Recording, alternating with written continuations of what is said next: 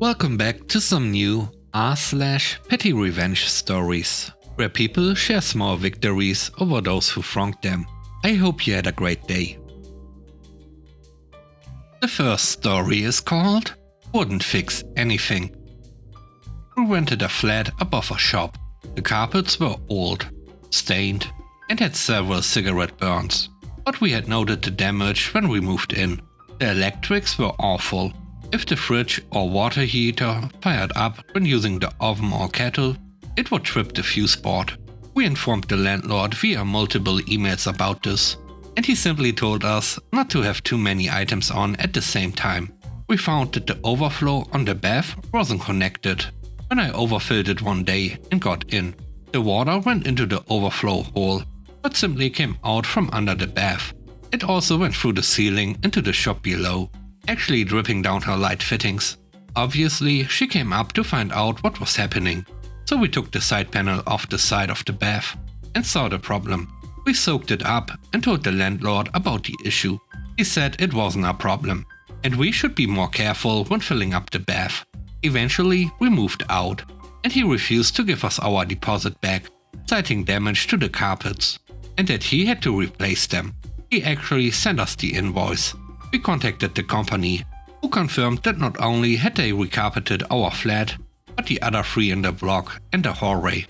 We did start a claim against him in court, but in the meantime, fate took over.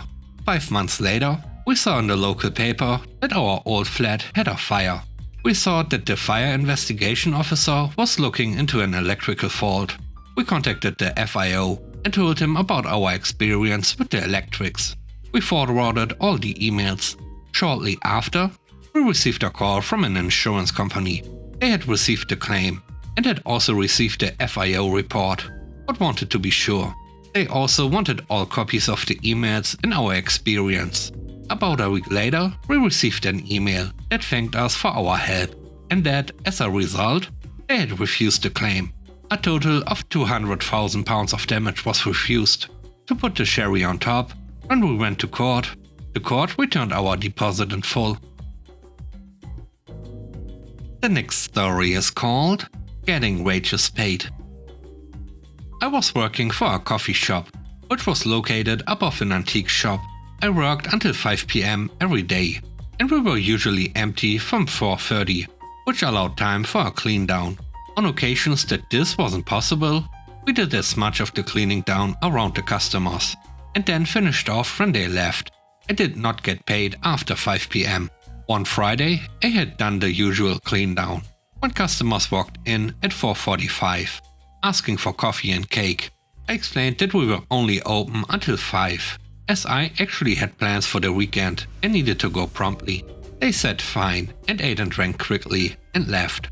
I washed up the couple of plates and cups, left them in the drainer to dry, and wiped the table down. I locked up and left at 5:05. I received a call on Saturday, and the owner said that I was fired and would sort my wages soon. Apparently, there were a couple of crumbs on the floor under the table that had been last used, and from this, she had concluded that I hadn't swept and mopped at all. I tried to explain what had happened, but to no avail. I returned from my weekend array and went to collect my wages. She said to wait until Friday, which was odd, as I always been paid on Monday. I returned on Friday, still no money. This went on for a couple of weeks. Eventually, I decided to give her one last chance and had come into town with my husband. He came into the shop with me and looked around. Again, she refused to pay. He looked at a large oil painting on display in the window and picked it up. The price tag was £500, over double what my outstanding wages were. He then left the shop with the painting and shouted very clearly that she could have it back when the wages were paid. She immediately called the police. She told them that someone had walked in and taken a painting. My husband, having stowed the painting in our car boot around the corner, returned while she was on the phone to the police. Obviously, she told them that he had returned. He simply shouted again, loud enough to be heard by the policeman on the phone, who asked to speak to my husband directly. The officer asked my husband about the situation, and he calmly explained what he had done, why, and most importantly, why he had said as he left. In British law, the crime of theft only occurs if you intend to permanently deprive the owner of the item. So by saying that he was only taking it until her debt was paid, it was not theft. The officer asked to be put back to the owner and explained that there was nothing that could be done. If she wanted her painting back, she could either pay the debt or make a claim at the small claims court. She decided that she was going to pay and tried giving me a check. I said I'd accept it, but only return the painting once it cleared. She ended up paying cash and the painting was returned.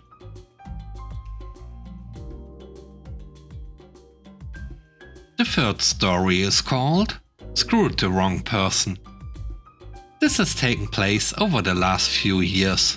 I worked for a firm that was bought out by a giant firm, which means everyone is going to get laid off at some point. A lady started in my department. I call her Caroline. She says and does stupid stuff that makes no sense. That always has people scratching their heads. She was not a well-liked person from the get-go. She's the type of person who would tell the boss if someone came in 15 minutes late and thought she was doing something good. She started trying to take my work I've been doing for years before she got there. We have the same boss.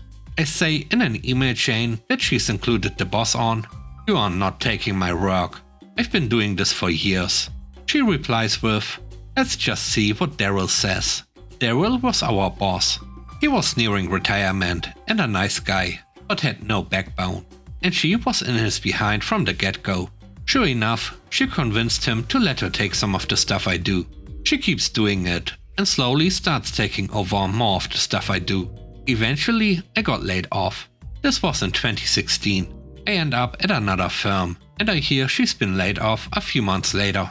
At the firm I'm at, we are hiring and the HR person comes into my office and says, "Hey, someone from your old firm, Caroline, applied for the job. What do you say about that?" I tell them if they even consider hiring her, I will quit. So no job for her.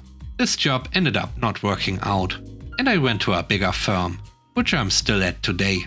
Sure enough, after about a year, the HR person comes into my office and says, "We got a resume from someone from your old job, Caroline. Is she good?" I tell her she's awful, absolutely terrible. So now she's trying to talk me into it. Can't we train her? Again, I say, if you hire her, I'll quit the next minute. I will not work with her. 2 jobs this jerk did not get.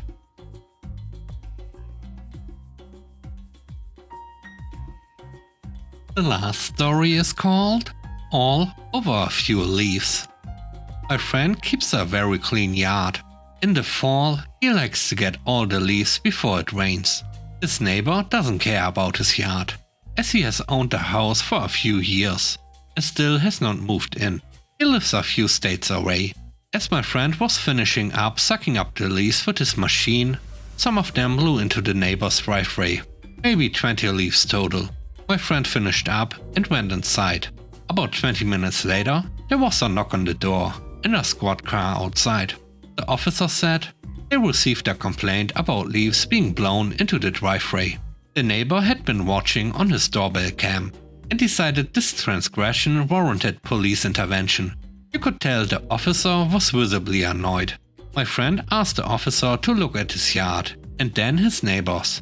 The neighbor had an old car shipped and dropped in the driveway where it sat ever since. Remember, he still lives a few states away.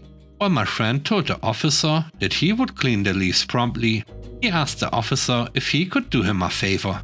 Check the car for proper tags. The officer saw the car in question and gave a slight smile. While my friend cleaned the leaves out of the driveway, the officers were walking around the car, looking at the VIN and running information. You could hear the neighbor on his doorbell asking what the problem was. There's a law that any car that is in the driveway must have tags and insurance on it. The police gave him a call and told him his car was in violation and he either needed to put the car in the garage, which would need to be lifted and dropped in the garage, or get the registration, insurance and an e-check on the car that can't be driven. They gave him 2 weeks, or they will be back to tow the car and ticket him. The dude cost himself a 10-hour car ride to get his car lifted and stuffed in the garage, all over a few dead leaves.